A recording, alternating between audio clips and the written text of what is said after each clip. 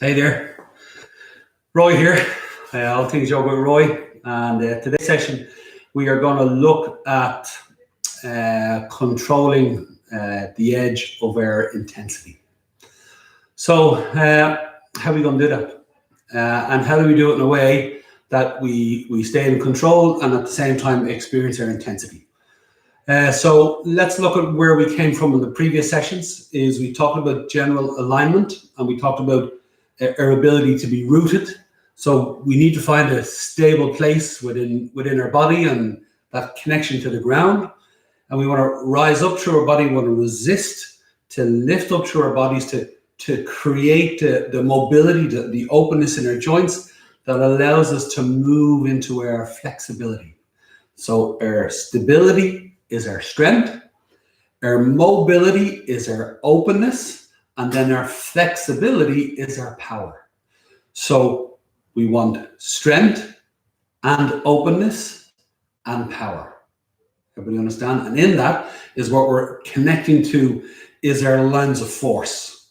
So our ability to resist with the hands, to feel the lift up through, it's giving us strength.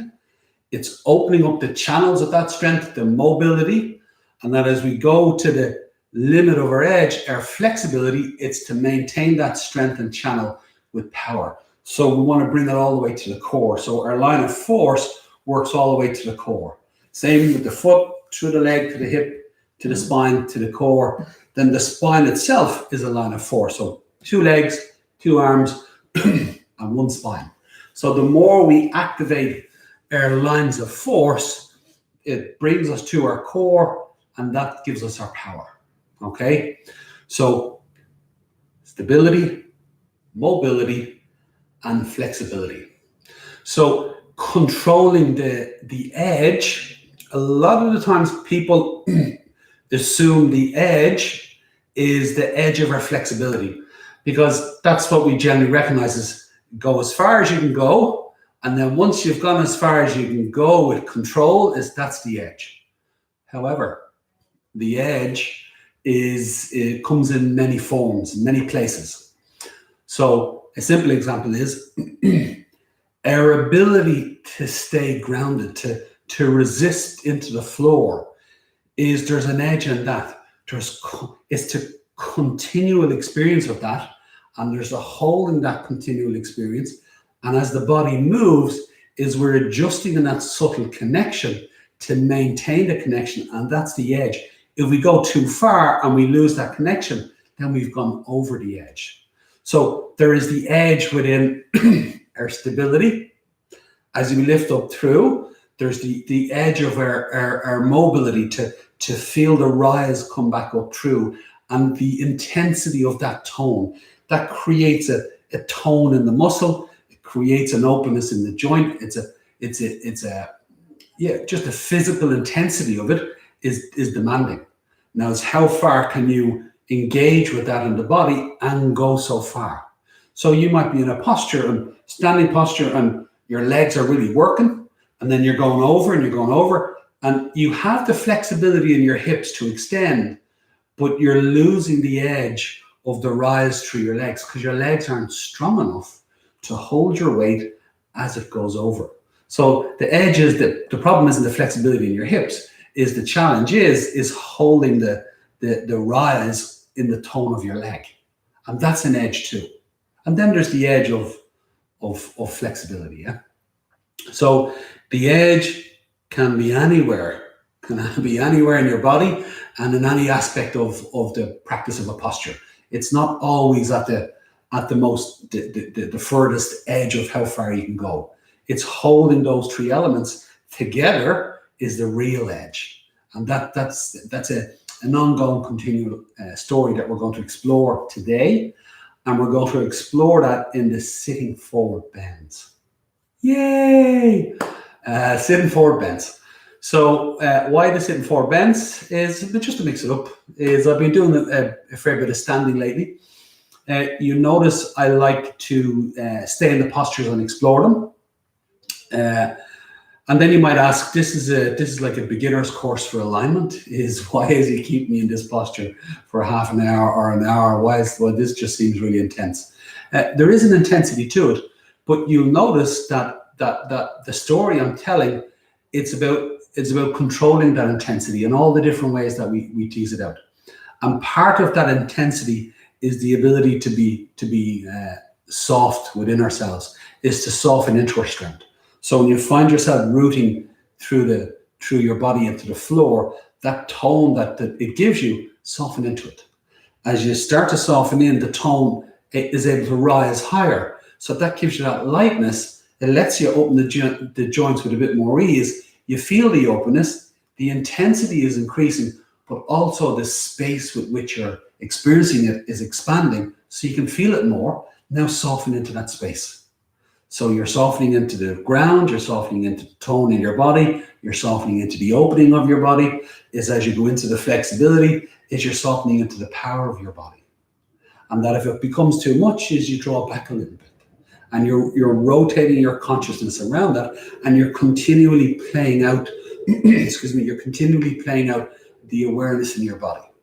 So rather than doing 20 postures, is I keep you in 1 or 2 postures, because we're using those postures to explore the awareness of your body and the core inner principles of alignment and how they work in your body. So that's why I hold 1 or 2 postures. Yeah. Equally, they say you haven't mastered a posture until you're able to hold it for 3 hours. So it's always fun to see how far you can tease it out, and stay in the space. Why else? Well, I have this conversation. I'll have this conversation a little bit. And it's actually part of the control conversation. I'll say it to you this way. A simple description of control is the ability to pick something up and then to put it down. So your ability to engage with it, pick it up, do what you need to do, and then when it's finished, is you put it down. So that's a simple expression of control, to pick something up and then to put it down. Okay? So now, when you pick something up, now how are you going to hold that? And I'll give an example of a child. How would you hold a young child, small child, baby? Is you wouldn't squeeze the child, but yet you have to be firm enough and stable enough to give the child the security of feeling that stable connection. So there's a certain tone and mindfulness that you have holding the child, but at the same time, there's also softness to it. You're softening into your own strength in it, because that's what gives the baby the security of feeling the connection, but at the same time, feeling the security of being held, being cooked securely. So the quality of your control, the way you engage in it, is vitally important. So now, for the purposes of today's session, I want you to imagine that any intensity that you experience is the child. Okay?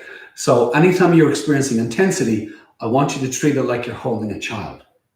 And if the intensity is strong, it's like the child is crying. So how do you hold a crying child? Does that make sense? And the way in which you engage with that will demonstrate a clear ability to control the intensity, but at the same time is be soft in it. Is know when to hold it firm enough, but also know when to be soft in it. And that you're exploring the edges of your intensity with control. Okay. Now the flip side of that is let's look at how it can all go a little bit pear-shaped. Is control, first thing, your ability to pick something up and then put it down. Okay, there's your inability to pick it up, so you just won't pick it up. Okay, so it's a form of control itself, but it's not engaging. So there's that choosing not to engage. Does that make sense? It's a statement of I won't. Okay, but now I will, so I pick it up. So now I'm holding it, I'm doing what I need to do, then I'm going to put it down. Okay, so now there's the putting down. It's very important. The ability to actually let things go is very important. But if it gets a bit pear-shaped, it's our inability to let it go, which is another statement of I won't let it go. So I'll keep holding on to it. Okay, so there's that holding on. So then sometimes we have to learn how to let it go, to put it down. Now, how does this relate to what we're going to do today? Is you might be moving into areas of your body where you're starting to feel tight muscles. And tight muscles have a tendency to have forgotten how to let it go. Okay, you might be moving into areas of your body where the muscles are weak. They're not used to being engaged. And they've sort of forgotten to pick it up. So the ability to pick that muscle up is to engage with it, is that muscle is not used to that. Where other muscles, they're used to picking it up and holding it and not putting it down. It won't let go. So it's holding until it locks into itself. It gets really tense and stressful. So the ability to engage your muscle with awareness, to tone the muscle, to make it nice and strong, and then to actively release the muscle, excuse me, is you're bringing a balance to the muscle. Your ability to control it, to pick it up, and then to actively release it. Okay? So you'll find that those two aspects may be a challenge in different areas of your body. And we're going to explore that. So now you're engaging with the body, you're engaging with the muscles. Now, how are you going to control the intensity and control the muscles? So as we resist and we rise, that's going to give you tone. Now, that's going to create intensity. As you experience the tone and then the intensity, again, the intensity is the baby, is you're holding the baby firmly, but not too firmly. So if you feel the muscle toning, it's the ability to just let the muscle tone without you trying to then squeeze in on it. Because when you squeeze in on the muscle, now the muscle is bracing rather than toning. So if you feel your body bracing, imagine you're squeezing the heck out of the baby. And, oh, stop squeezing the baby. And then release back to that tone. And if you have to ease, this is the softness, if you have to ease back in your body to find the tone that you can just keep feeling the tone of it, well, then that's you finding the balance. So as the tone increases, it's your ability to stay soft with it. Still feel the tone and hold it steady with awareness, but stay soft in it as well. And literally, you're softening into your strength. So your stability, you're softening into your strength. Then you're softening into your openness. And then you're softening into your power. So you've got your stability, your mobility, and your flexibility. And all three give you your adaptability. And you can understand that the conversation I'm describing now, literally, it's a very adaptable form of control. Your ability to pick it up, engage with it, do what you need to do, which is you're engaging your tone. As it gets stronger, you're still able to stay soft in it. And when you've done what you need to get the grammar right, and you've done what you needed to do, is then you can put it down. Okay, and we're engaging with that, and we're exploring intensity. Okay, so I want you to explore your intensity today. Just don't let your intensity beat you. Okay, so now, if it is beating you, is what will happen? If it is beating you, what will happen? Is if I explain it this way, and we'll keep this. I'll say it generally this time. In another conversation, we'll get into more details. Everybody has a back door, and what I mean by that is that if you make a commitment, but you make a commitment and you make it with a back door, it means that you're only committing to a certain level of the experience. But if it becomes too tough, or if it crosses over some type of line for you, that's your justification for then leaving that commitment, is exiting, is using your back door. Does that make sense? So we all have back doors. So when we're going to explore control and our intensity, is as that challenge comes in, is you may find yourself running for the door, is running for the back door. Does that make sense? So a couple of things that the first lines of justifying using the door is, I can't do this. This is going to hurt me. This is hurting me. I'm tired. I'm not in the mood. I don't want to do this. I can't do this. I said that already. I can't do this. Is I'm bored. Does that make sense? There's all these justifications that we go through, and all those justifications are when you boil them down, is they're really part of one statement, and that statement is I won't. Is again, it's about the willingness to pick it up or the unwillingness to pick it up. So if you're willing to pick it up, you will. Is if you're unwilling to pick it up, you won't. Now you can justify the won't 10 different ways, but it's still a won't. If you don't put it down, again, it's your unwillingness to put it down. I won't put it down. Okay, so there's, again, 10 different ways, whereas then there's just putting down. Equally, when we're in the intensity, is if we find ourselves bracing, is just let yourself soften into it and bring the softness in. So there's the ability to engage with the tone and to engage with the tone and keep it soft. And then as you find yourself, being challenged, is to test it first. And what I mean by this is I'm going to get you to move in micro movements. So if you're moving in micro movements, you're not going to do any big jerky actions. So you really are moving in a mindful way. So you're not going to cause yourself any harm. So you can increase incrementally the tone and the experience.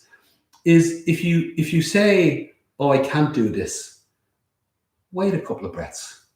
Take in 3 or 4 breaths. Hold where you are. Take in 3 or 4 breaths and see if it's true. Even pull back slightly and see if you can hold your root or your rise, whatever engagement. See if it's true.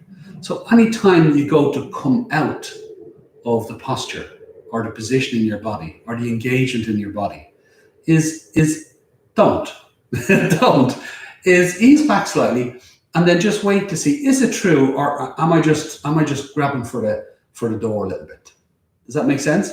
So listen to the feedback you give yourself in this, and then go, before you come out, is question it. Question it. Is what I've just said there, is it true, or am I just giving myself a reason to exit? Okay, and this is part of the challenge of learning control and learning conscious control, and then learning how to control your intensity, and equally is learning how to control your reactions.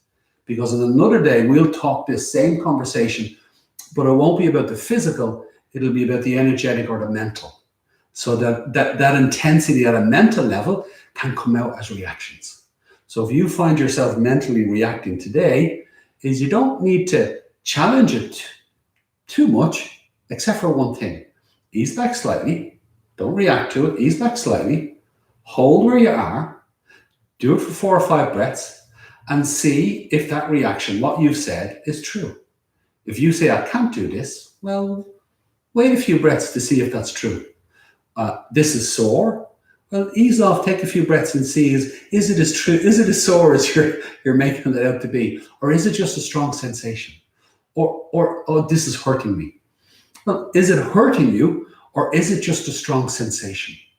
And what I mean by that is, if we lose our ground, we start to collapse. We lost the ground, so we end up collapsing. Or we fight it, we end up propping within ourselves. And then if we're collapsing and propping, and then we're throwing ourselves into postures, is we're overstretching ligaments, we're straining muscles, we're compressing joints. That's definitely going to hurt. That will cause you harm. No doubt about it. Maybe not today or tomorrow, but over time, you're wearing away at the joints, you're wearing away at the muscles, is things wear. But if you're stable, you've got your stability, and then you've got your mobility, you're lifting up through, and then you're testing the edge of your flexibility, and it's strong, your power is coming in, and it's an intense experience, but yet you can stay soft in it. is you're not causing yourself any harm. You're just building your strength. But yet it can become very intense and it does become uncomfortable. But there's a difference between you opening your body and coming into your strength and your power and it being uncomfortable. Sometimes you can feel like it hurts, but are you causing any harm? No, you're not. Because you're doing it with the right control, with awareness and with alignment and with the right control. And you're measuring the intensity and you're staying soft in it. So that you're testing the edges of that. And you're beginning to recognize the difference between a strong sensation and real pain, real harm that you're doing. And you get to know the difference. And then we start to take the intensity less personal or less threatening. Because if we know we're moving right in the right control in our bodies, and we know we're not harming ourselves, well, then the intensity, we can engage with it more. We can get into the energetics of it and move more freely in it at an energetic level as much as a physical, at a mental level. So just be mindful is if you're running for your back door at times today, is ease back a little and just stay in it and go, is what I'm saying true? And if it's not true, is then just let that reaction go and then stay in the practice. Okay, so we're going to do this with sitting forward bends today.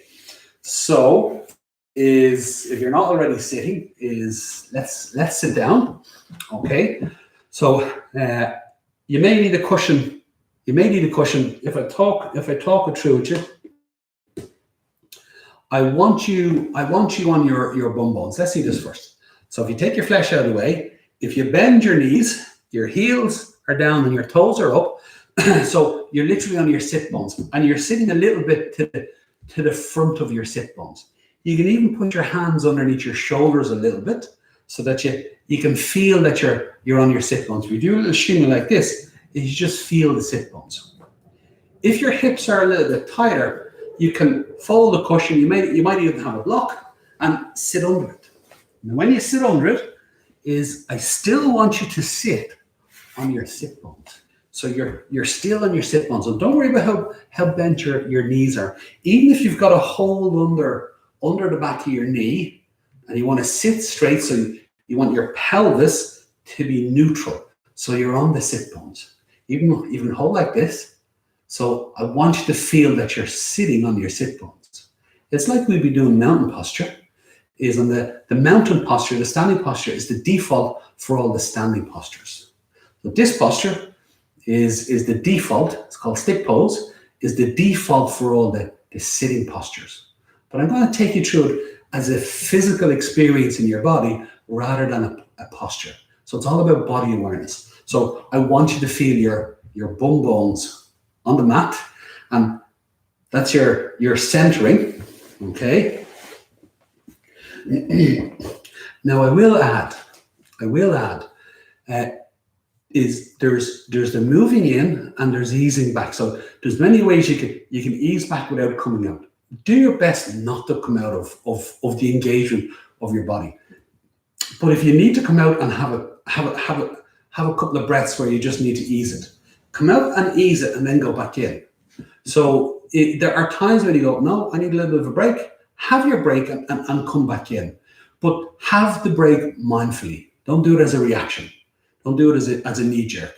Pause, think about it. Yeah, my muscles are a bit tired. I'm going to have a break.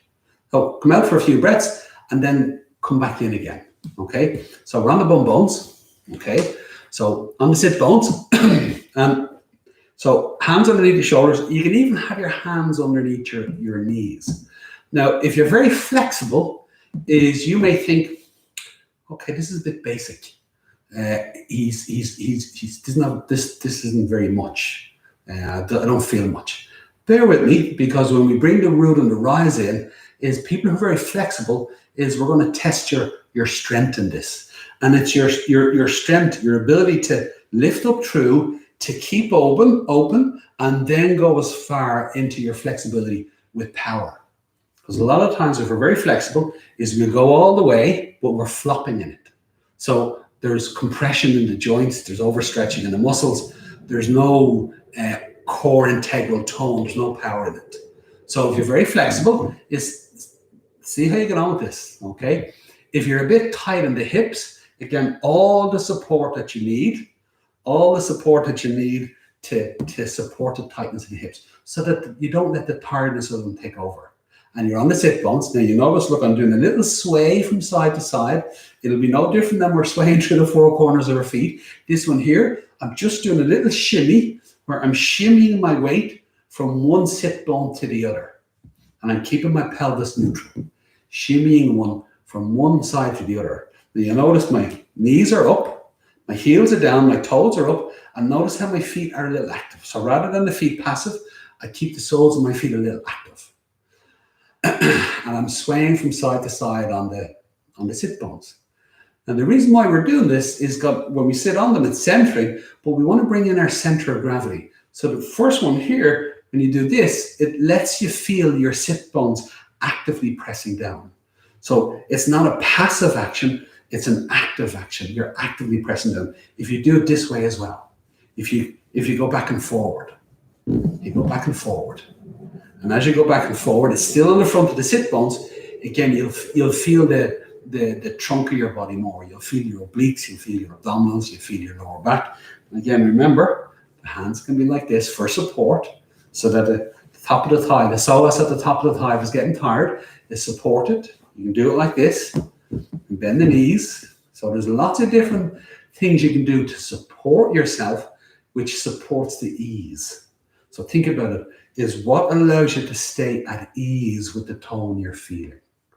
Okay, so you're not letting the intensity take over, but you're constantly in that route, and you're constantly resisting, and you're getting into the energetics of it, warming up the body.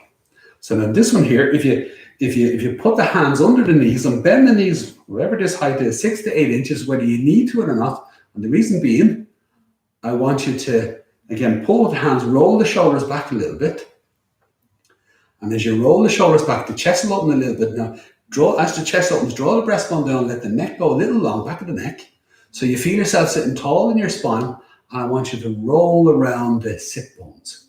So you're on the front of your sit bones, and then you're just rolling around the sit bones a little bit. So it's like you're pushing those sit bones down into the mat simply by the tone in your body. You're rooting down and just a little bit of rise. And again, you're supporting the top of the leg if it gets too tired. Okay. And again, you think, I don't need to do this, I'm grand. Okay, but now this is only the start. This is only the start.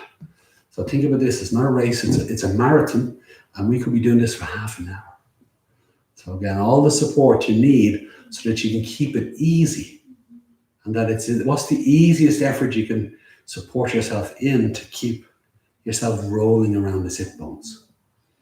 And again, gives you a nice bit of tone. You start to feel it in the lower abdominals, you feel it in the upper abdominals, you feel it in the obliques at the side, you feel it in your lower back, you feel the top of the thigh, you feel that tightness at the top of the thigh. That's your psoas. So you've got your deep core muscle. So when you walk, and keep this way when we're doing this, when your leg swings, there's a muscle at the top of the leg that connects directly to your spine, your deep core muscle. So there's a couple of points, and your pelvis is connected. Is each vertebrae all at the front, all the way up to your belly button, is you got your deep core muscle, your psoas. It's the only muscle in the body that's connected directly from the spine to the leg. And that's what you're feeling if you're feeling that there. Supported. See the hands underneath the knees, and it lets you stay rooted, lets you sit tall in yourself.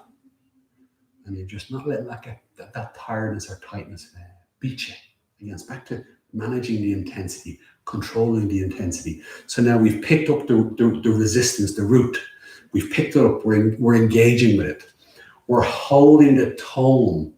We're holding the resistance through our sit bones continually, like the baby.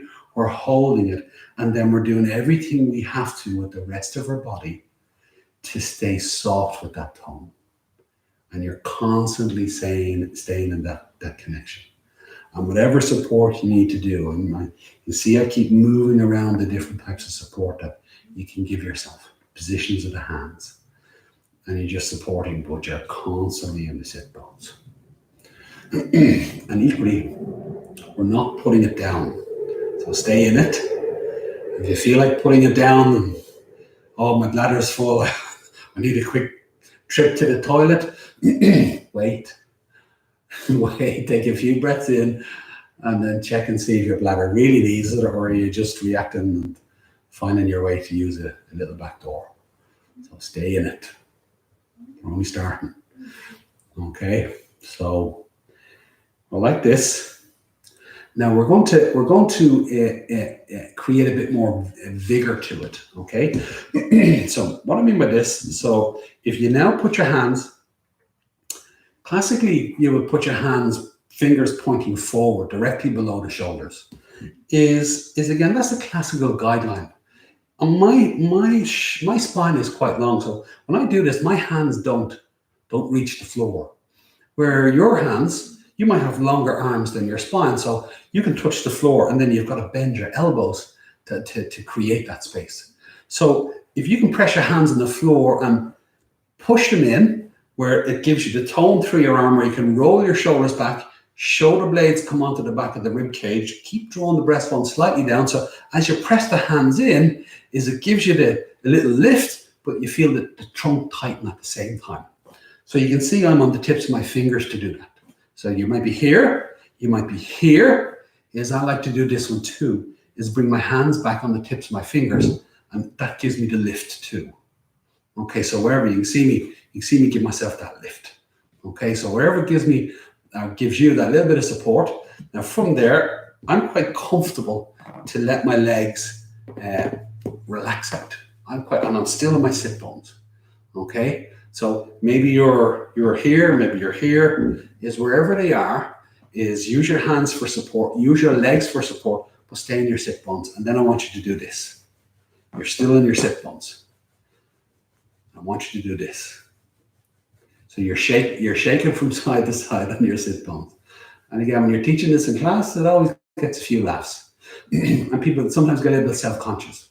The fact that you're at home and probably nobody else is watching it is shimmy away, shimmy side to side. Now you'll notice it works more on your psoas and the top of the thigh. It works on the obliques at the side of your body. You feel your abdominals, you feel your lower back. It's just working everything a bit more. I can feel the heat getting going. Now do it forward and back on the sit bones. So you're constantly pressing the sit bones on the mat, and you're rubbing back and forward with them on the sit bones. And again, you're going to start to feel the trunk of your body work more. Now, as you're going forward and back, is let yourself swing. Think about swinging. As you come forward, swing a little bit. Still with the sit bones down. As you swing a little bit, it creates an extra bit of tone in your lower abdominals. You get that nice extra bit of tone in the trunk of your body. And you're just starting to feel the rooting down, and there's your sit bones, and then the tone coming up through the trunk of your body. Okay, and bring the hands back onto the floor for support. Now here is, if you need to, you can let your left leg rest out just a little bit. Is let it relax for a little bit. Okay, but you're still in your sit bones, and I want you to look at your right leg. So spread out the toes. Okay, and see how much you can bring. See, I'm extending the heel. See how much you can extend the heel away from the body, so the knee is coming down towards the floor. Now I can relax my leg on the floor and still sit on my sit bone. Is you may need to keep your knee up to feel your sit bone. So don't disengage the sit bone from the floor.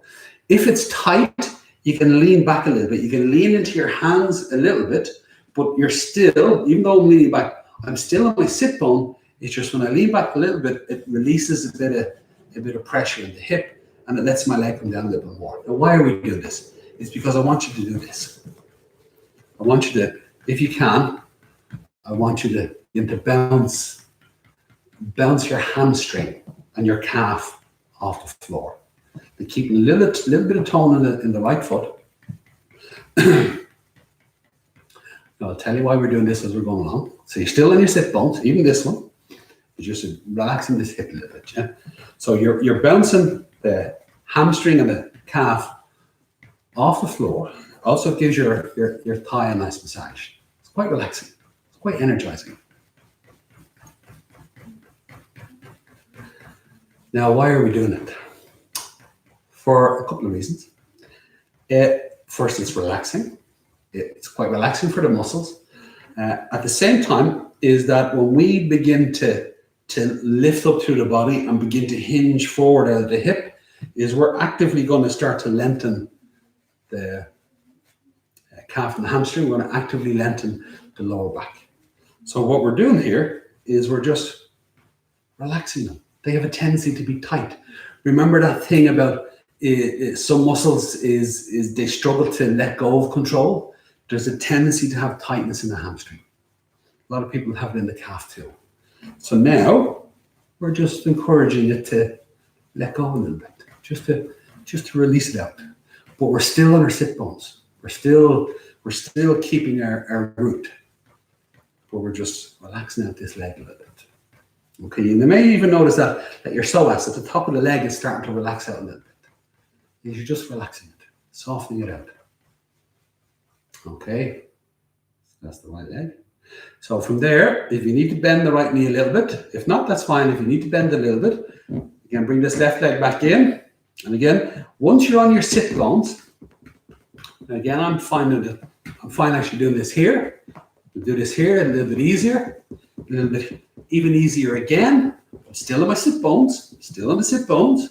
So I haven't lost my root. And now that left foot's still a little active, and I'm bouncing on the calf and the hamstring. I'm bouncing on the calf and the hamstring. Just massaging them out.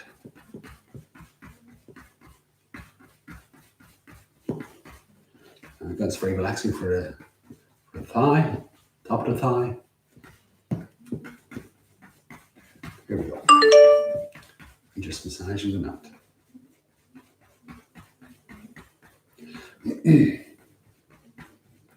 Now, if you think about this from a point of view of self-practice, is if you're in a classroom situation, like you're in a yoga class, teacher doesn't have time to go through this because it'll take up the whole class. But from the point of view of self-practice is you give yourself all the time in the world to work on your body. So we're working on your body awareness today rather than trying to get stuck into postures.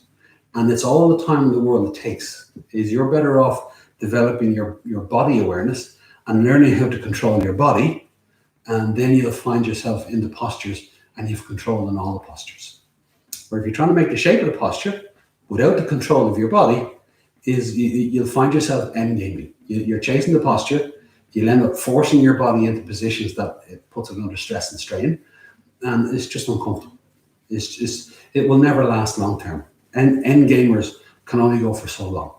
And again, I'm not preaching here. I end game for years. I loved it. Used a lot of flow, and I loved to see how far I could go in postures.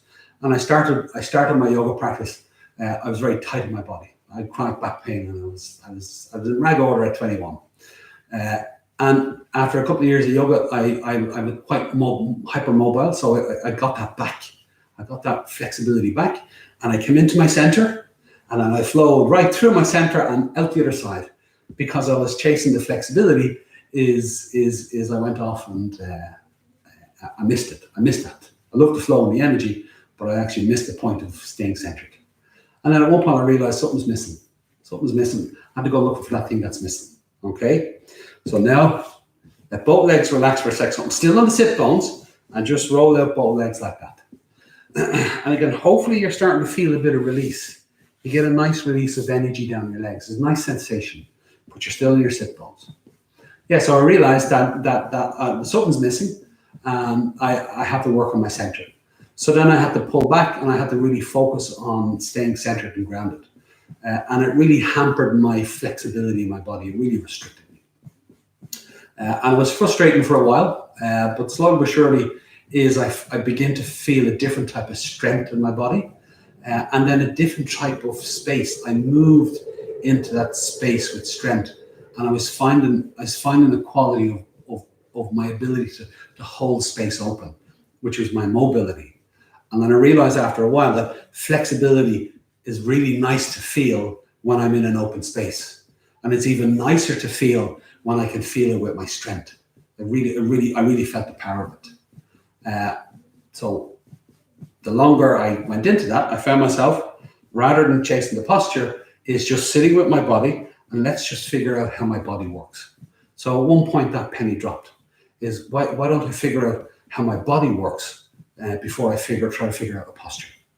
And that was a huge turning point in my own self-practice, in my own development, because I began to realize the more I understand my body, the more I understand every posture. Okay, so giving ourselves the time to figure this out is valuable for the whole of our lives. Okay, so here we are now, both legs together. Okay, and again, you're still on your sit bones. I'm giving them a nice bounce. And then you'll notice the bounce this time feels even nicer. It's starting to feel like a little bit of a massage. That bounce, the body understands. The body understands that. There's a tap and a bounce in that. There's the natural vigor of the root and rise. So there's the natural vigor of the root and rise in it, and it's very releasing. It's very releasing for the legs. It's really nice. Okay. Now for the next part. We're on the sit bones. Okay. Put the flesh out of the way if you need to. Hands underneath the shoulders, any way that allows you to sit tall, so the pelvis is level, your rib cage is level, your head is level, and you get to sit tall. So again, just do a little bit of this, and can you feel the trunk of your body tone? If you feel the trunk of your body tone, it's telling you that you've got your center, that you've got your stability in it, and that tone is the lift up through. There's your mobility coming through. So breathe into the rib cage and upper chest. Let the shoulders come away from the ears and the neck go long.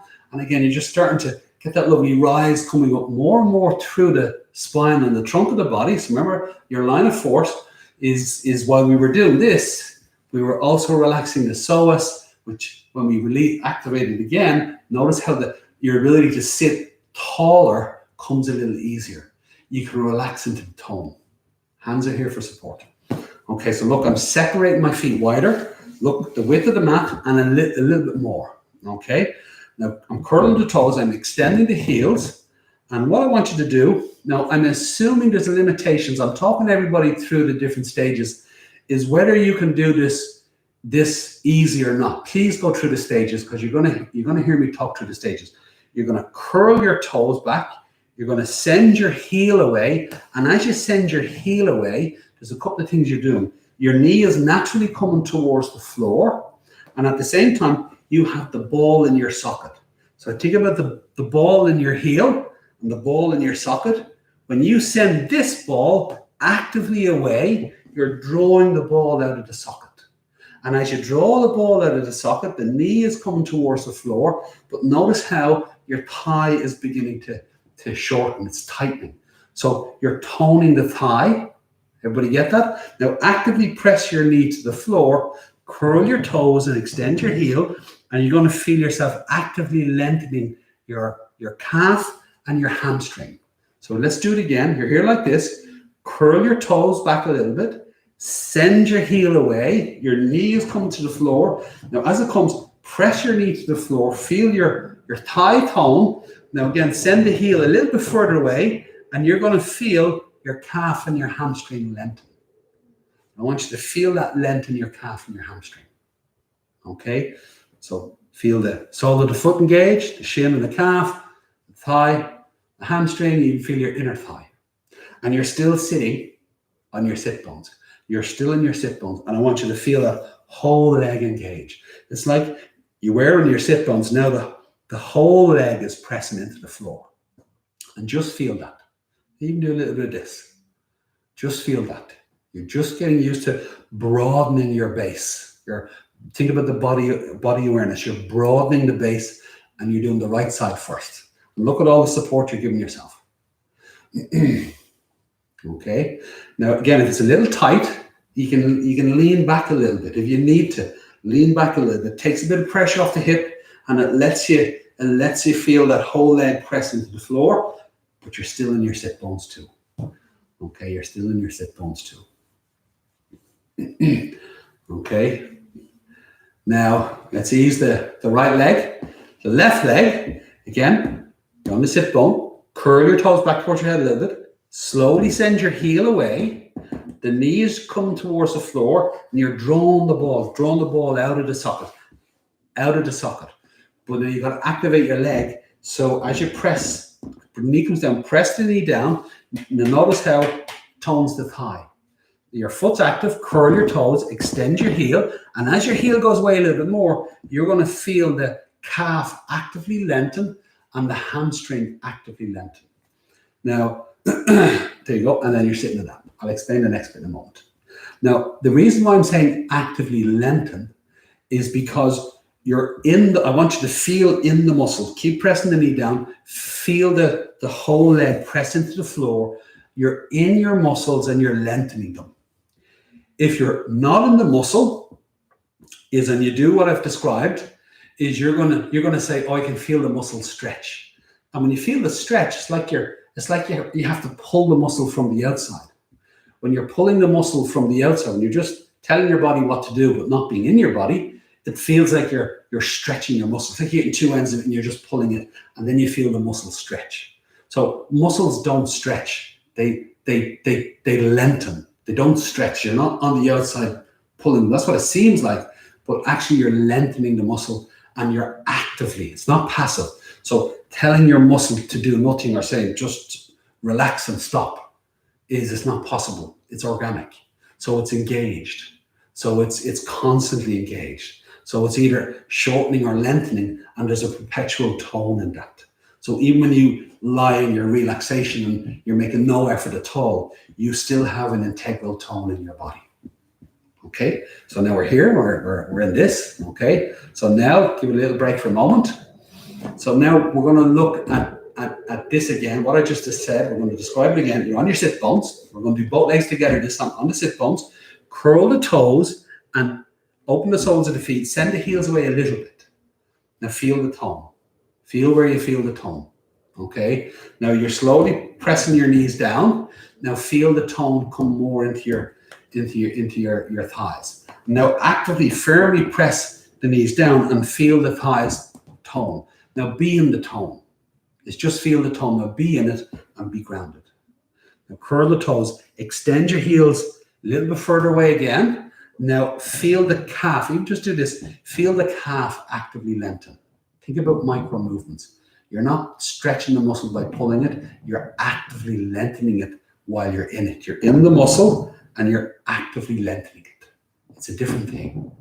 Now go from the calf and feel the hamstrings. Now you're still on both sit bones, and you can feel the weight in your heels as well and on the muscles of the legs. And again, do this. Do this. You can even take your hands off the floor and do it like this. Now notice how your base is. You were just sitting on your sit bones. Now you feel that base run down the back of your leg right through to your heels. So notice now the trunk. Notice the trunk. How does it feel? You can feel it much more. The two lines of force of your legs are now coming into your core, and you've got the line of force in your spine. Now you've got three supports. When we were just sitting on the sit bones, it was one. You could feel a certain tone. Now you've got the line of support. The two lines of force of your legs are kicking in. Notice the tone. The tone is much stronger, but it's also much more relaxing. You can relax into it. There's more of your muscle working, but it doesn't feel intense. It's just tone. And you can feel that support. Now, even go forward and back. Go forward and back on it. On the sit bones, on the heels, on the whole leg engaged. You haven't disengaged the thighs at all. You can use your hands for support. You can even do this. Again, I'm used to doing this, so I understand that what I just did there isn't as easy for a lot of people. So give yourself the supports that you need. Okay, ease back on the intensity. Look, I'm doing it less now. Do it a little lighter. Okay, okay. Now let's give the feet a rest for a second. Let's relax the feet a little bit. Let's bring the legs back in. Okay. Now again, lean back maybe a little bit more onto your hands. You're still in the sit bones, but onto your hands. And again, bend the knees. And again, just relax the muscles. They were working. Okay, we're actively engaged. Now let's just massage them out. Now while we're doing this, I want you to notice your joints. How does your ankles feel? Don't be surprised if you actually feel like the ankles are putting in, the ligaments in the ankles are putting in a fair amount of effort. Same with the knee joint, same the hips. You feel a lot of work around the ball and socket joint, a lot of work around the groin. Yeah.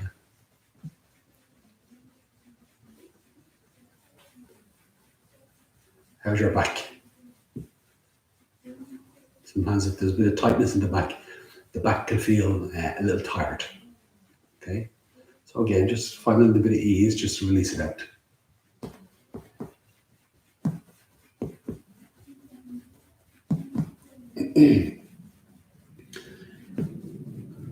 Okay, now again, here we go.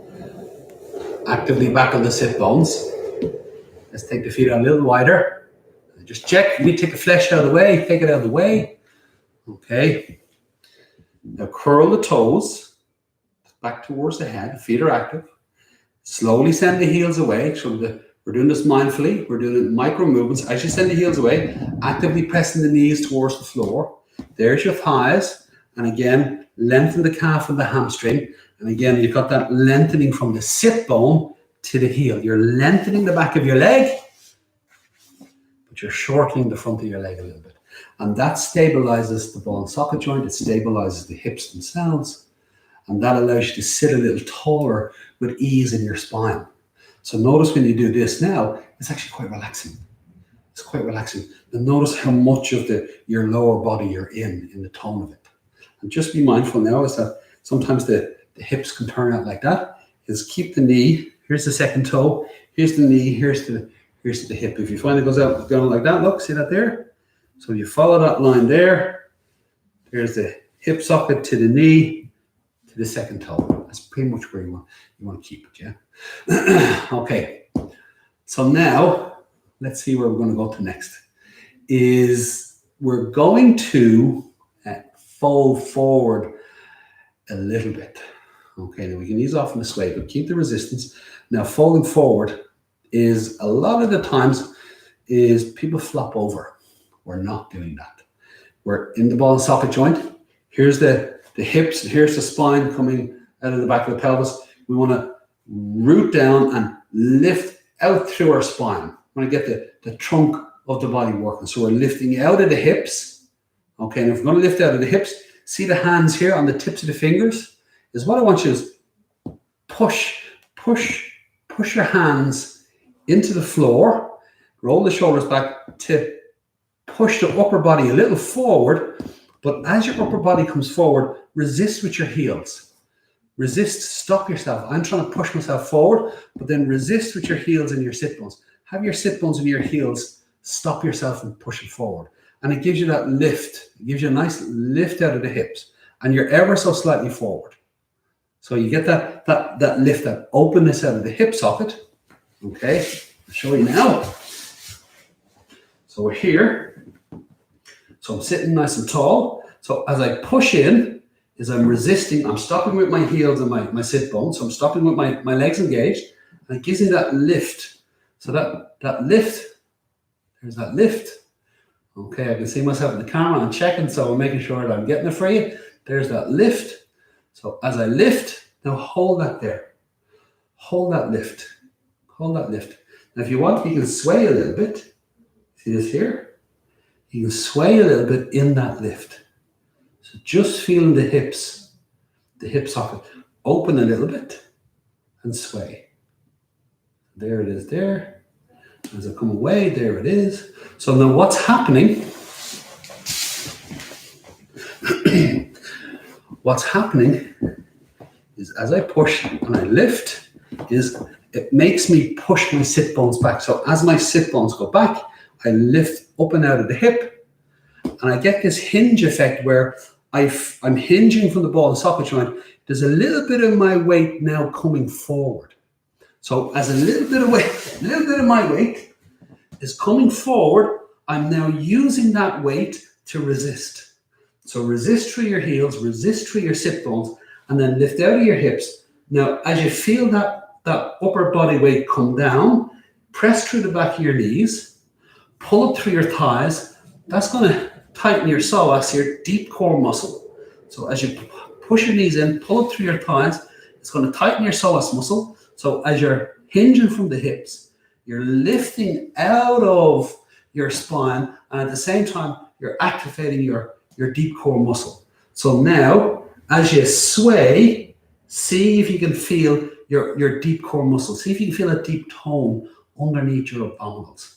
So if you put your hands in prayer position, and again, press the hands together, roll the shoulders back, keep the neck nice and long. You don't have to fold forward to feel this much. It's just a little bit, and see if you can feel your core tighten. So as you do this, as your core tightens, you can feel your heels press into the floor. You can feel your sit bones press into the floor, and you can feel yourself lift out of your hips, and that deep core muscle engages. So now you're rising, you're rooting down, and you're rising up through, and you're using your body weight coming slightly forward as a counterweight to resist. And then just let yourself just keep gently bouncing in and out. This type of bounce is very much engaging with the earth element. You're just massaging the earth element, you're feeling the tone, and you're letting yourself just constantly just gently bounce and sway in that tone. It keeps the energetics, keeping it. It keeps the energetics working. It allows you to control the intensity. It allows you to control the intensity. And it actually feels very nice after a while. I can feel the ball and socket joint here, and you just feel that motion in the ball and socket joint. It's the mobility of the ball and socket joint. It's mobile. And I'm lifting through the joint. I'm lifting through my joint, and I'm lifting up through my spine, and I'm activating my deep core muscle. And I've got this beautiful mobility and stability in my joint. And my legs are engaged, and I'm continually organically engaged with that resistance into the floor. I'm engaged with that beautiful rise coming up through. So I've got stability, I've got mobility, and I'm moving into my flexibility, and I can feel the intensity of my power. But I'm staying soft in it, So again, hands can be here, hands can be here, anywhere that allows you to just keep staying in it and breathe. I haven't really talked very much about the breath today. Is breathe into your navel, keep breathing into the rib cage and breathing into your upper chest, and just letting yourself just feel the core of your body engage. So we're really just gently bouncing in the core now. Just gently bouncing in the core. It's actually very soothing, very relaxing, but it's intense. Breathe.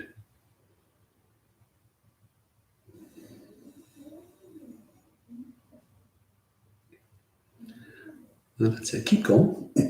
Keep going. Keep breathing. Okay, so now keep going, and I'll just describe something else here. Is a lot of the times if you think about a big movement, when I go to the limit of my fingers moving, it looks like a big movement. When I look at my elbows doing the same movements, less. My shoulders less. Even my spine is even less. So from this big round movement here, when I get into my spine, it's a really minute movement. So when we look at this position and we look at it from the outside, a lot of times people will look at themselves and go, I'm not very far into this. I'm not, I have to be down further. And they have a tendency to just look, now I'm down, I must be deeper into it. Where do you see this movement here? When it's coming through a clear line of integrity, this here, at this level, my head and my shoulders, it doesn't look like a very big movement. But when it comes to my joint and the mobility of my joint, that small movement in my joint is actually, for the joint, it's a big deal. So that small movement in the joint is a really big deal to open up the joint. But when I take that small movement all the way out to here, it doesn't look very big. It doesn't satisfy us. But really, I have a beautiful grounding. I've got a wonderful lift up through. I'm opening up my joint, and I've got the energy flowing through it. And my joint is actually folding quite a bit. I'm getting a lovely deep fold in it. But is all my body over onto my knees? No, it's not at all. Not at all. But the edges, have I got my stability? Yes. Have I got my mobility? Yes. Can I feel the intensity of my flexibility? Yes, I can. Am I in the space of my body? Yes, I am. Am I staying adaptable? Yes, I am. How does it feel? Intense. Can you soften into it? Yes, I can. Are you okay with that? All is good. Then you're in your space. Does everybody understand? Now, if you wanted to go a little further, okay, if you wanted to, there's a couple of things we can do. Now, come sit straight back up for a sec. If you put your hands underneath your knees a little bit, okay? I'm going to give it an adjustment for people here. So curl the toes, extend the heels, hands underneath the knees, pull with the hands, roll the shoulders back. Okay, so there's that resistance. There's your sit bones. Now, as you pull with your hands over your chest, now what I want you with your knees bent is let yourself fold. Let yourself fold with the knees bent. Fold in the ball and socket joint. Okay, so there's the knees. If you can do it with your shins, you can bend your knees more, so you get a nice deep fold in the ball and socket joint. Okay, now the spine is still long, but you've got that nice deep fold. Because the back of the legs is out of the way, you get to fold a lot deeper. So feel that lovely fold where you're folding deeper, and look, your abdominals and your chest are closer to your thigh. So now we're focusing on a nice deep fold in the hip, but we're not making it about the legs and the back. Okay, and again, a little sway, just a little shimmy like this. Let yourself feel it. Let yourself feel it. Because we're exploring this posture, but we're exploring it with body awareness, and it has its intensity. So you got to stick with it. No escaping. Okay, so now, look at that fold here. So nice deep fold. Okay, there's the ball and socket joint. Now let this left hand rest on the leg here. Now, if you can, look, you can put your index finger and thumb around your right big toe, or you can hold the shin. You can even do it here. So even if you're sitting like this, when I first started doing this, it took everything for me just to sit straight. That's the truth of it, is for me to sit straight like this at the start was an enormous thing to just be able to sit straight, and the intensity with which that felt for me, and the time it took for me to be able to sit easy in sitting straight. So if you're like this and all you can do is sit straight, but yet you're really feeling the root and the rise, that's a big win. It's a huge win. Okay, so now we're just exploring a little bit deeper. So even if you're sitting straight, you can still lean slightly forward, just a little bit. Okay. Now we're going to explore a little bit more. So here's the range that we're working in. Okay. So you can hold the back of the knee, you can hold the shin, or you can hold the big toe. Okay.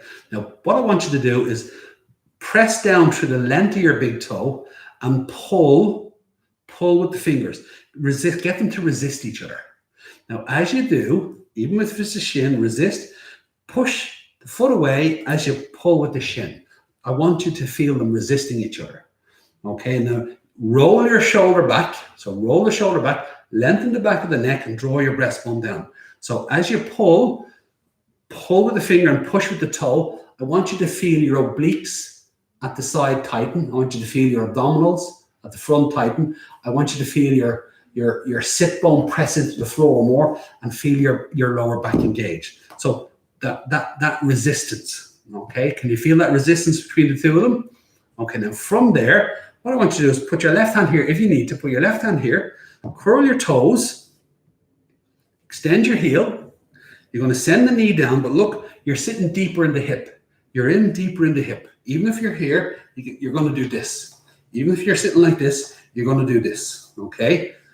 I'm assuming you're here. So as you send the heel away, you're pushing the knee down, pull it through your thigh. Now keep the fold in the hip. Keep the fold in the hip, and only send the knee down as far as you can keep the fold in the hip. Okay? So now look, you're sitting much deeper into the hip socket, and you're pulling with the fingers, pushing with the toes, and it's giving you that root and rise. It's letting you root and rise. Root down, rise up, and now there's your flexibility. But now it's much more intense in the hip. You're really working on the hip more. You're really working on the muscles. I can feel the calf and hamstring lengthen more. I can feel my psoas and my core tighten more. I can feel my lower back lengthen more. It's actively having to lengthen more. I get that lovely rise. Okay, so that's just on one leg. We're just working one leg at a time. Look at this. Woo woo. Okay, but you look here, you get to sit much deeper in. You get to sit much deeper in, but it's into an open hip. Okay, now give that one a rest. So again, we're sitting on both sit bones. You're hinging, you're folding forward. Okay, now even if you're here, you can still do what I was going to talk you through. You can hold the back of the knee, hinge over a little bit, and you can do this. It's the same thing. Is you're going to hold the shin and you're going to push the foot away to pull the hand, or you're going to index finger and middle finger around the big toe, curl the toes, extend the heel. Now push with the toe, pull the fingers, get that resistance, roll the shoulder back, lengthen the back of the neck, breastbone down. So find your psoas, deep core muscle tightening. Okay, find the sit bone down. Feel the oblique at the side. Feel your lower back lengthen. And again, slowly the knee goes down. Pull up through your thigh. So calf and hamstring are getting longer. And you've got that lovely root and rise, the resistance. Now notice if you stop pulling with the finger, you lose it. If you stop pushing with the toe, you lose it. You got to create that circular motion that you're rooting down and lifting up through. And this resistance between the finger and the toe is giving you both stability, mobility, and it brings you to the limit of your flexibility with power. Power. Even if it's here, even if you're doing this, look, even if you're doing this is how I used to do it. Even with power, here's my stability, here's my mobility, and here's my flexibility with power. So you can still have it all here. You're just not as far into the posture, but you're into the energetics of your body and you're right in them. Okay? If you want to go a little further, catch the toes, push and resist, knees down, roll the shoulders back to lengthen the back of the neck, breastbone down. So pull with the finger, push with the toes. And again, you do a little bit of this. I'll show you sideways. I'll show you sideways so you can see it. Or like this. We're resisting. We're lengthening. You got that resistance. And again, just a little sway.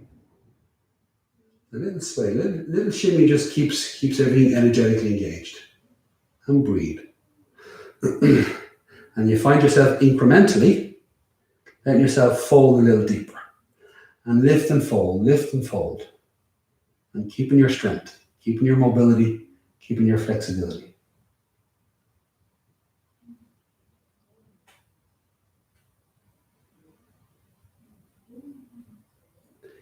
Okay, then up you come. Okay, so let me just check. Okay, 7:10.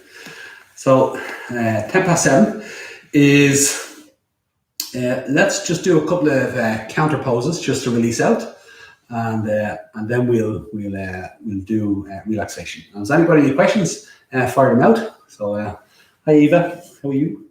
So we're going to do a sitting easy pose for a couple of twists. Is if you cross your shins over, okay? So you're on your sit bones, and I want you to cross one shin over. Classically, it's left over right. And for years I did left over right, and I always felt, you can feel it now, it pulls on me, it creates an imbalance. So for me, I do, left and then right is the classical. It's always left first. Where for me, right first and then left actually gives me a much better balance in my sit bones. But anyway, so I'm using right. So either one, left or right, is have your shin going across and your toes pointing forward, and look how I'm on the side of my foot, as opposed to pointing my foot this way. So you're like that there. When I cross my left leg over, is I'm on the side of my foot and my toes are pointing forward. Okay, so we're just here. Now, if your hips are tight, your feet are going to be closer. So this shin is resting on this foot, this shin is resting on this heel. Where if you point the toes out, is they don't have as much to rest on. this gives them more to rest on. If your hips are more relaxed, is your feet go further apart, but they stay going across, is tucking them in like this, it just start to cut off the circulation in your shins and your feet. So you want to keep the feet going straight across. Feet are active. So if you bring your hands underneath your shoulders and you lift a little bit, and then you find yourself in your sit bones. And once you find yourself in your sit bones, then lift in ever so slightly a little bit, okay? And then check where's the position that allows you to genuinely let the weight of your legs rest on your feet. So you've got that stability through your sit bones, and then you've got the stability of the weight of your legs resting through your feet. If you want, you can put a little cushion underneath. If there's a bit of pressure on the hips, again, you're on the sit bones, you've got an extra bit of height, and that takes the pressure off the hips, and it allows you to sit nice and comfortably with your legs and hips relaxed. Okay, so now we're going to do a couple of twists, so very simple ones. So both hands on the knees, is leave your left hand on your knee for a sec, take your right hand forward and bring it around and put fingers pointing away from the body, your right hand behind your right shoulder on the outside, not to the spine, just on the outside of the shoulder, so that it allows your shoulder to open and you got that clear line of energy down your elbow to your wrist to your hand. But careful not to twist the hand so much, yeah? So when you push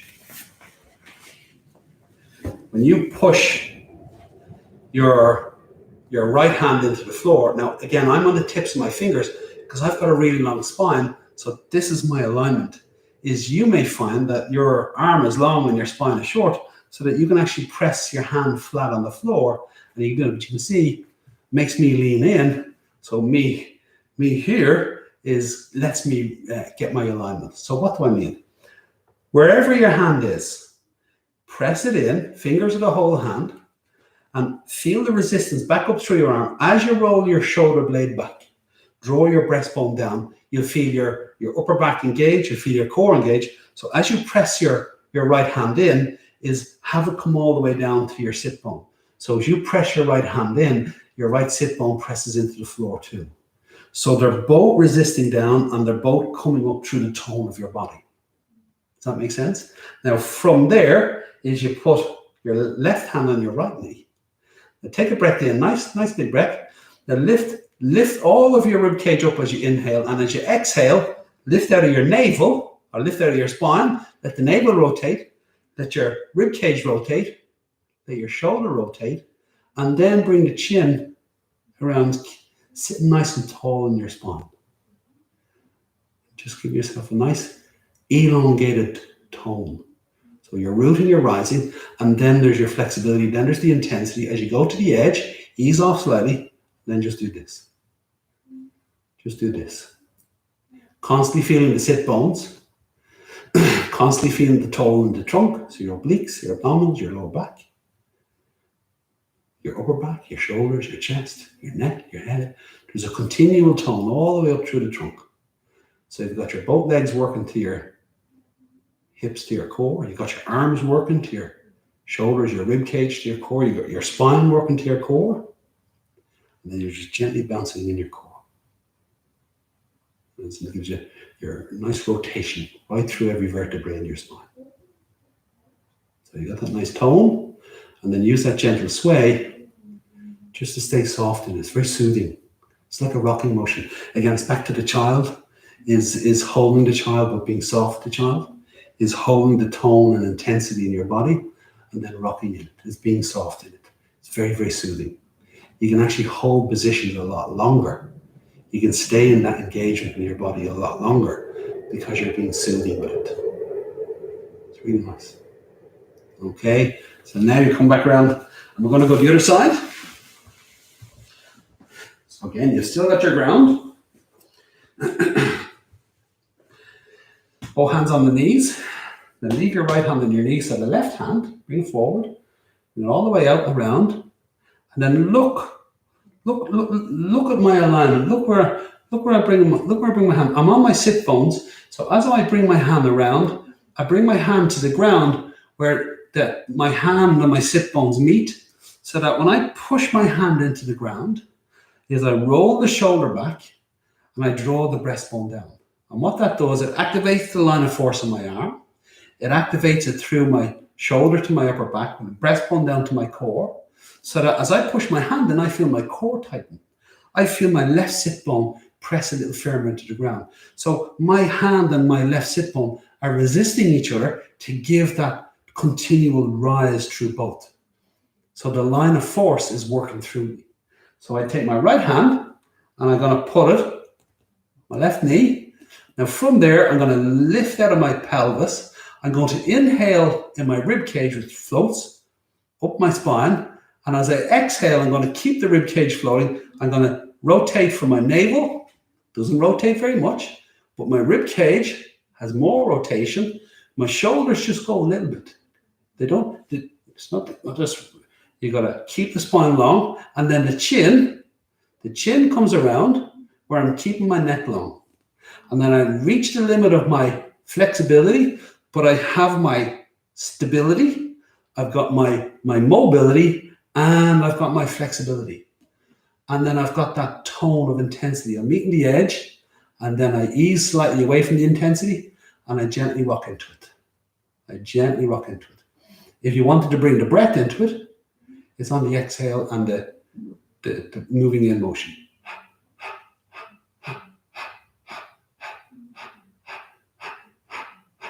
Now again, if I kept doing that, we'd end up getting into the chakras and the Kundalini practice. But for now, this is just about beginner's alignment and body awareness and finding those true elements of alignment in your body and holding them.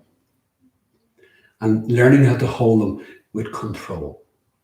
And the control is the ability to pick it up, put it down. But when you pick it up, is to hold it firmly, even strongly, but also softly.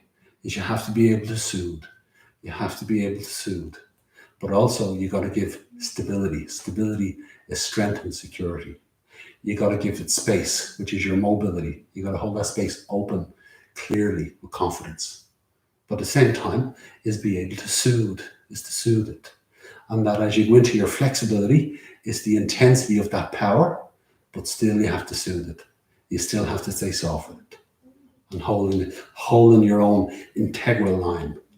So it's just catching all those reactions we have in ourselves and then asking ourselves, is that real? Is that true? Can you really not do it? Are you really tired? You know, it's energized. There's the energy. I'm tired. Now I'm energized. I'm not so tired anymore. I'm telling myself I can do it, but yet I seem to stay in it. You know, so you're just catching those reactions. Part of the control. The physical, the energetic, and then the mental. Okay, now from here, I'll back around, give yourself a little twist in the opposite direction. Okay, so now from here, I'm going to get you guys to lie out flat on your back. Lie out flat on your back. We're going to do final relaxation. And let's see what happens in this relaxation. So let your feet rest out. Let your hands rest out. So palms turns upwards, feet resting out a little bit. Okay. So now if you've any, well, I'm asking you to lie down. Lie down first. We do a 10-minute relaxation and then I'll just check in with you and see if you have any questions. Yeah. Is take a moment to close your eyes and scan your body. And just make sure you're comfortable. Just make sure that you can lie flat on your back and that you can lie comfortably, that you're relaxed. So make any adjustments you feel you need to do. And I'll talk you through the relaxation, and you explore the awareness you have in your body of what's happening. So we'll do a pick up and a drop just to set the intention of letting go. So we're going to lift up different parts of the body just barely off the floor. We're going to give them a squeeze and then we're going to let them drop. Is be willing to let them drop. So only lift them as high as you're willing to let them drop. If you're not willing to let your foot drop, it's because it's too high. Just don't lift it that high. So let's start with the feet. Inhale, raise your right foot slightly off the floor. Now point your toes away from your body. Curl your toes back and push through your heel, and then drop. Let it go. Tell your leg you're letting go. It's a non-verbal communication. Inhale and raise your left foot off the floor just slightly. Point your toes. Curl your toes back, push through your heel, and drop. Let it go. Inhale, raise both hands off the floor. Just a bit, half an inch is low. Make a fist, and stretch out your fingers, and drop. Inhale and raise your hips. Get your backside up off the floor. Just an inch, and drop. Inhale and raise your chest. So chest off the floor, shoulders down, and drop. Inhale, squeeze your shoulders up to your ears. Exhale, pushing down towards your hips, and relax. Inhale, gently rolling your head to the right. Exhaling all the way to the left. Inhaling back to the right. Exhaling to the left. And inhaling back to the center. Now, do another quick scan of your body. Make any little adjustments you feel you need to do. And then what I want you to do is lie still. And think about putting yourself in an immobile position. So when you go to bed at night, you look for your spot and you settle into it. The last thing you do before you fall asleep is you lie still. So you put yourself in that immobile position. I want you to go into that immobile state now. Just lie still. And then take a few slow, deep breaths in. Your navel, all in your own time, your rib cage, your upper chest. And as you take those deep, slow breaths, notice that every time you exhale, that you can just feel the pressure just releasing out of your body. You're just releasing the pressure out of your body. You're releasing the unnecessary tones, the unnecessary tensions. On every exhale, some part of your body is going to let go. Now, because we stayed sitting on our sit bones for quite a time, and we did a lot of forward folding into the hip socket, a lot of work on the hips. You may have felt it a lot in your psoas at the top of your thigh. You may have felt it a lot in your lower back. You may have felt it a lot all around the ball and socket joint and top of the legs. You might have felt it in the calves and the hamstrings. You may even felt it in your pelvic floor and your core. So just notice as you're lying there, breathing nice and slow and deep. Notice how your awareness of your body is deeper. Is that you can feel through the layers of your skin and you can feel through the layers of your muscles. That all this lovely swaying and rocking and bouncing that we do really works on the fascia, your connective tissue. So all that lovely rocking and swaying that we were doing in different positions is that fascia in the body. It manipulates the fascia, it controls the fascia, it changes the shape of the fascia. And what it does is that we're building strength in it, but we're opening it out. We're creating space in the muscles, in the fascia, in the joints, and that we're really bringing a lot of intensity to it, which is energy. Bring a lot of energy to it, a lot of awareness to it. So now, feel yourself just now relaxing into all that space that you opened. All the space in your muscles, in your ligaments, in your joints, in your fascia. That beautiful sense of every time you exhale, you feel yourself releasing a little deeper into your body.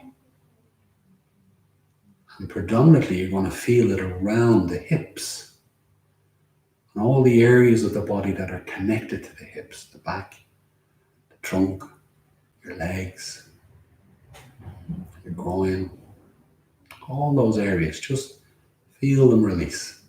You get lovely flows of energy. Because when we work with the lines of force, we talk about locking out the arm or locking out the leg. And again, in the body, there's different muscle locks. There's the throat lock, the abdominal lock, the perineum lock. There are the three main muscle locks in the body. But the body has loads of locks within it. So when we begin to open up the body and work its true strength, is we're creating channels. Those locks create channels. So a lock, it's not something that's closed, it's a channel that opens, and then you're holding it open. So you held a lot of your body open and let the energy flow. So notice now that you just feel yourself just merging into your body, and notice how you can feel your body merging into the floor. That connection between your body and the floor is just going deeper and deeper. You're in the connection and you're going deeper and deeper into it. So you can begin to feel that the earth has energy too, and that the earth's energy is moving through you. And the earth has its own power, has its own locks, has its own channels. And that you could just feel yourself, not just releasing and relaxing into the layers of your own body, that you can go so far that you feel yourself connect into the earth, and you begin to feel yourself relaxing and merging into the different layers of the earth and all the wonderful energies and connections that are there. It's an organic living experience. The simple way to describe it is, we all would have seen, you might have even done it, I've never done it myself, but you might have done it yourself, is when you put your ear to a railway line and you can hear the train from miles off. I've only seen it in the movies, so I think I might try it next time. It's not too dangerous, But you know the idea that you put your ear to the railway line and you can hear the train coming from miles off. So now think of this: you're putting your body to the earth, and there's all these beautiful energies in the earth moving, and that you're just beginning to feel all those beautiful earth energies just moving in you too. But you're listening to them, and the more connected you are, the more you can hear them, you can feel them, and then just breathe. I want you to breathe nice and deep and slow, and just allow the earth to then support you. The more you resist into it, you're bringing yourself to the earth, but equally, the more the earth comes up to support you.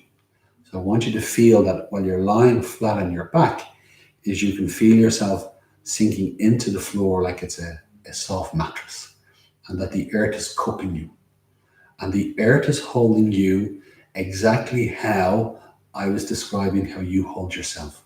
Look at that stability. Look at the strength and the openness with which the earth holds you, the power with which the earth holds you. But at the same time, look at the softness, how soft it feels. Now, while it feels secure and strong, you can also relax into the openness of it. And that it gives you all the space that you need to just be and just feel that lovely connection. And that the reflection of your body and the earth, that they become one, that they're one and the same, and then you're just merging into that. And then it's beautiful to feel it in the hips. It's beautiful to feel it in the hip socket, all the lower body it's just wonderful. Notice that as you feel that, notice how the rest of your body is being guided by it. Is that it's your lower body, it's your hips that are guiding the rest of your body into this experience. If we were doing shoulder stands, it'd be your shoulders and your neck and your head and your rib cage, your upper spine, that will be guiding you. If we're doing back bends, it'd be your spine and your back. But today, it's the hips and the legs. And then just notice how grounding it is, how beautiful it is. It's just gorgeous. It's really nice. So just keep exploring that.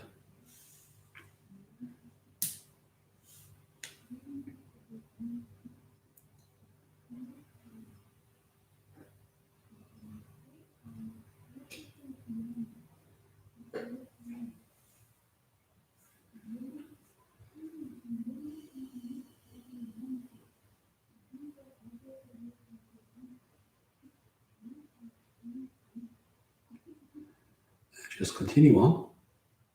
Just stay in your relaxation. Come out of it when you're ready. I know I said I'd ask you questions, or you can ask me questions.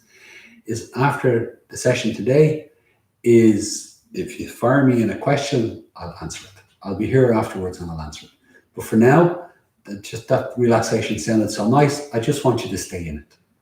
You decide when you want to come out of that relaxation. And when you do, have a beautiful evening. If you've got a question, fire it off to me and I'll answer it straight away. And thank you very much. And I'll see you for the next session on Friday. It's restorative. Thank you.